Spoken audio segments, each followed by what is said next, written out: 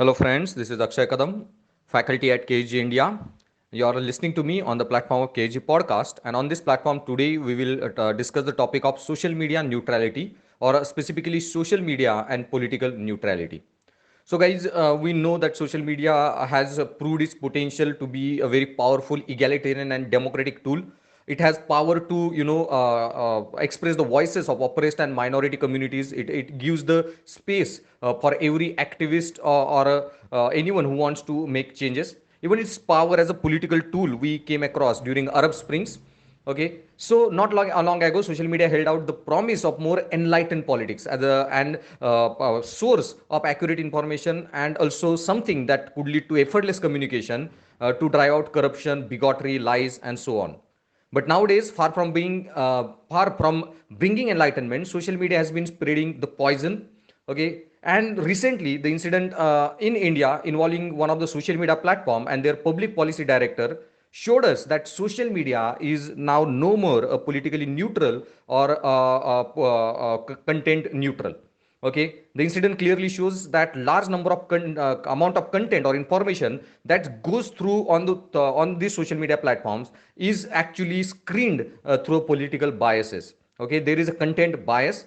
So why this is happening, guys? We'll try to understand this social media and political neutrality in two parts. In this podcast, we'll try to understand why these things are happening. Okay, why social media has become politically biased, and second, then we'll try to understand what can be done about it. So, guys, why these things are happening? The first point is attention economy. Okay, they whole social media platform or sites. Okay, they work on the principle of attention economy. Okay, they collect our data. Okay, and large number of data gets analyzed through data analytics algorithms. Okay, and they try to understand which data is catching the eyes of an individual, which data gets attention, which data gets clicked more, scrolled more, shared more, again and again. And this, okay, data which is promoted more, okay, and economic profit is made out of it. And that's what the basic attention economy is all about. So anyone knows it's about social media platform screening such a data, promoting such a data. But because of that, it has become trend that many users of social media also produce content that attracts attention. Okay, that generates this attention economy.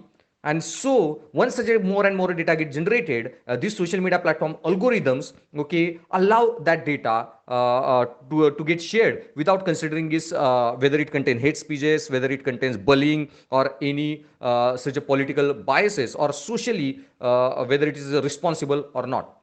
Okay, and so second issue is, other than attention economy, is this profit based focused algorithms.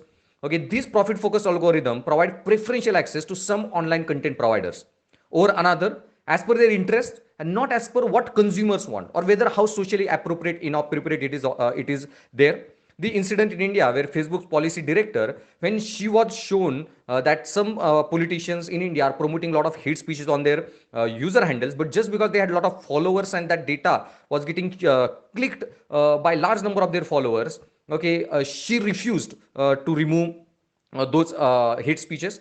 Okay, so they are taking decision through profit focused algorithms. Okay, they are being utilitarian instead of being Kantian. They are thinking of cost benefit analysis instead of thinking about right justice and what is socially appropriate or socially responsible or politically appropriate. So that was the second problem of this the platforms running through profit focused algorithms.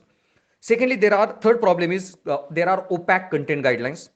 The most of the guidelines that define the social media platform on which what data is allowed, what data will not be allowed, okay, these content guidelines are not properly defined. They are opaque guidelines, and when such a rules are not there, automatically power to decide is given to a personnel.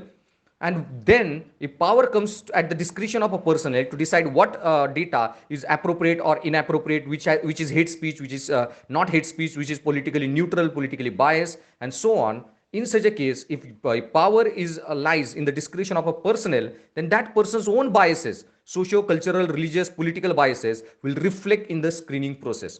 And that's why absent of clear-cut content guidelines is third problem causing this political biasness. Okay, and fourth problem is, it's a hard, it's not all the time, guys, blame to social media to be blamed for. It is hard to draw a line between hate speech and strong opinion. Okay, and so that actually is very problematic. That hate speech and strong opinion are very subjective concepts, and that's why drawing line between them is also a difficult task for the social media platform also. Okay, and fifth and most important point, okay, is that one of the IT Act's provision in India under section 79 of the IT Act, okay, shields the websites and social media platforms from civil and criminal liability for the material that they did not produce but their users produced. Okay, and this section 79 of IT Act 2000 shields this social media platform from civil and criminal liability if they because content produced is not by them, by their users. And this is one of the problematic law which actually makes the approach of social media platforms quite casual. Okay, so that's all about social media, why it is politically biased. Now in the next podcast we will discuss what can be done to ensure social media remains politically neutral. So thanks for listening, guys.